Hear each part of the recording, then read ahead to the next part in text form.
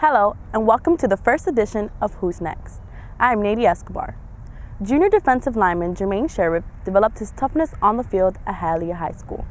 He was then able to prove to FIU that his work ethic is compatible with the football organization's culture. Jermaine gives us an exclusive look on the person behind the number 99 jersey. Hialeah High School in Hialeah, a rising defensive lineman under then head coach Mark Berman. How did your game grow in high school? It was all about preparation. You pretty much get what you put out when it comes to any sport and pretty much anything that you do in life. I had the pleasure of working with some fine coaches. Coach T, Coach Alex Terry, he was kind of my mentor as well as my coach, so he helped me grow on a mental and a physical standpoint throughout high school. Jermaine was a hard worker. He worked hard in the weight room, and he was more physically developed than a lot of our players were. When we got on the field, he was, in terminology, he had a motor, and that's what really got the eye of FIU, is that you would see him run from sideline to sideline to make plays. So he was a really big part of our defense, and we had a very good defense that year. Off the field, he was a leader. He was our captain the whole season. He did things that you just don't see a 17 or 18-year-old student athlete do. My relationship with Jermaine was more of like a mentor to a mentee. First, him being one of our student athletes, and a great one at that. And then he was just always a very mannerable young man. It's great to see that the skills that we taught him, he's used. How to dress, how to present himself, how to interact with others, how not to think that he's better than anyone else, and know that he has a role to play in the society, not just on the football field, but in the world at large. And you were not just rising on the field, but off the field as well. Honor roll student, president of the 5,000 Role Models of Excellence. Why did it mean so much to you to be a part of that organization? Growing up, I never really had a father figure.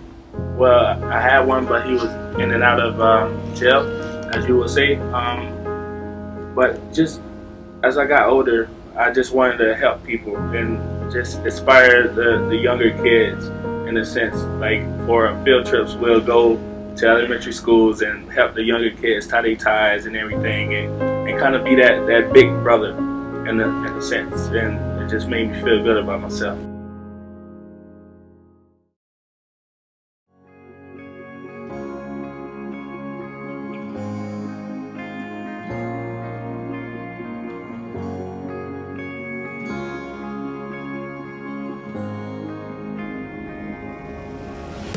What was the recruitment process like, and why did you ultimately choose FIU? The recruitment process was amazing. Coach Mark Berman, he brought in over, I want to say, 100 scouts from different colleges, from the SEC, ACC, the Big Ten, Pac-12. He brought in a lot of scouts, and I always told myself I wasn't going to leave home, because I was from Miami. I grew up in Miami, and I just wanted to be a part of the Miami culture, And FIU, they persuaded me to come. They taught the good game, and they got me. And who do you remember speaking with when you were talking to FIU? Coach Patterson, he called me. He told me he was interested and everything, and they was going to offer me, I should come out to the camp and display my talent. So that's what I did. I came out, and sure enough, he offered me that same day.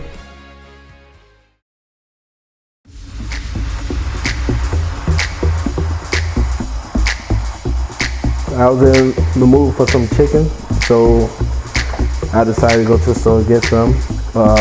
I like to use complete seasoning, a little black pepper, seasoning salt, and a little bit of Chef Creole to spice it up a bit.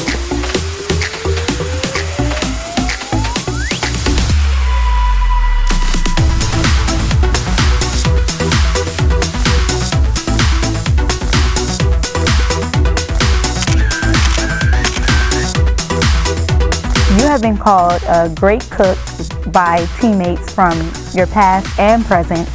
When did you develop your cooking skills, and is there anybody out there who deserves a little credit as to why you're such a great cook? My sister, that's my best friend, my world, my life, right there. She used to babysit me a lot, so she was kind of my mentor at home. You know, as far as cooking wise, she showed me a lot of things that I didn't know. My favorite dish was lasagna, and she showed me how to make that. I kind of like tweaked her ingredients in a sense and kind of made my own. So it's better now, no offense. What is so great about lasagna that it became your favorite? It's just the process of making it. Actually, it's not that difficult, but it takes some work and a little bit of love. You know, you got to put the right amount of cheese, and it's just the sour cream and the ricotta cheese and just the meat sauce and everything. Just layering it, it's just fun. You know, cooking is fun. It's always been fun.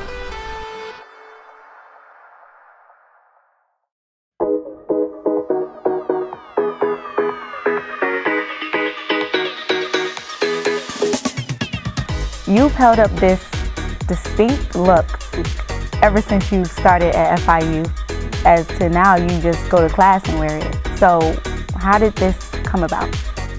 Well, in high school, we always had to dress up the day before the game and shirt and tie, you know.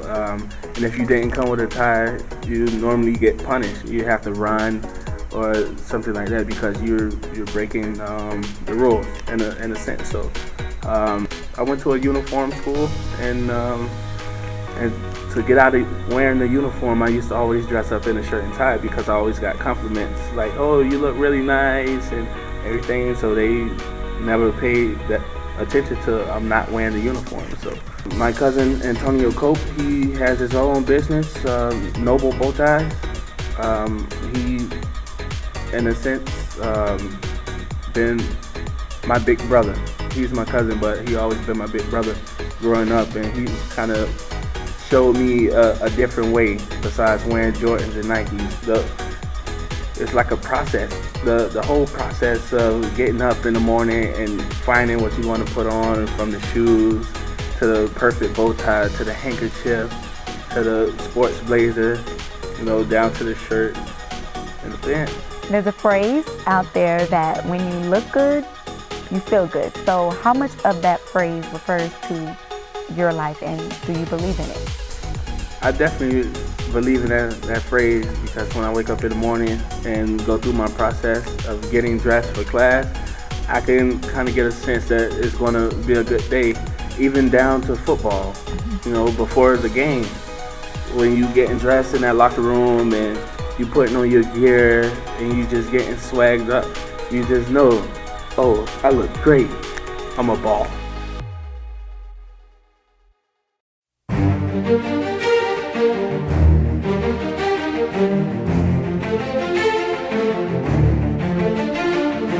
November 21st, 2015, you made your FIU debut versus Western Kentucky. Yes. Talk a little bit about that night and how you felt about finally stepping on that field. I remember that night like it was yesterday. It was raining on and off.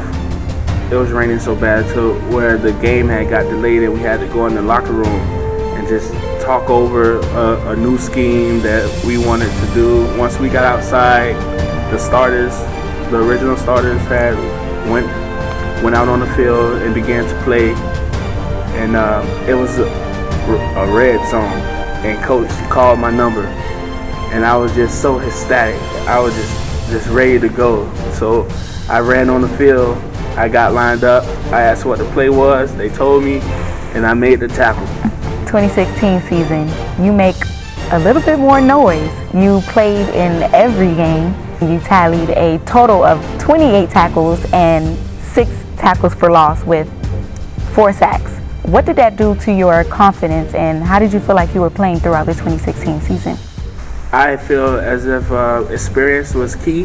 that's when I began to grow and to get better and evolve in my skill and, in a sense, perfect my craft. And it was all with the help of my teammates. My teammates was a great influence on me, and they kind of tried to show me the way, because we believe that no one is bigger than a team. You're now going into your 4th season with this team. What's the best way to describe that feeling? Crunch time. That's what I would call it.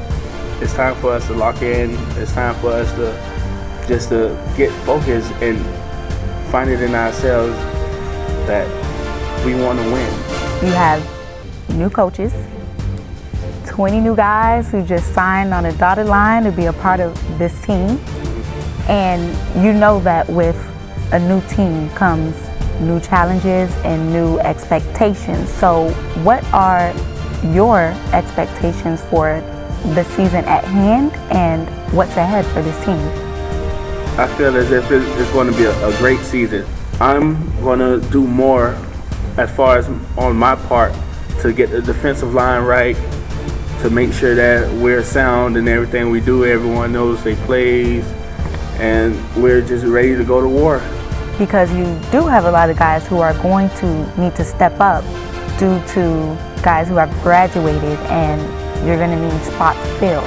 So how are you going to be able to help those guys fill those spots the correct way?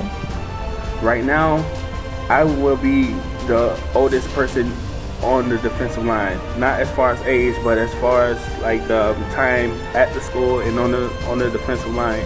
I feel as if it's my duty to make sure all the younger guys that's behind me is in line and know their stuff.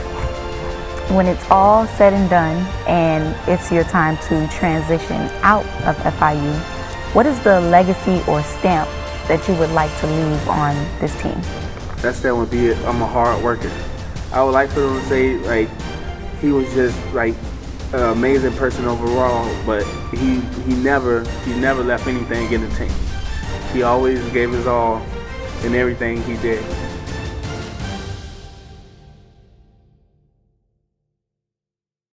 So now that we know who's behind the number 99 jersey, find out who's next. I am Nadia Escobar, and thank you for watching with us.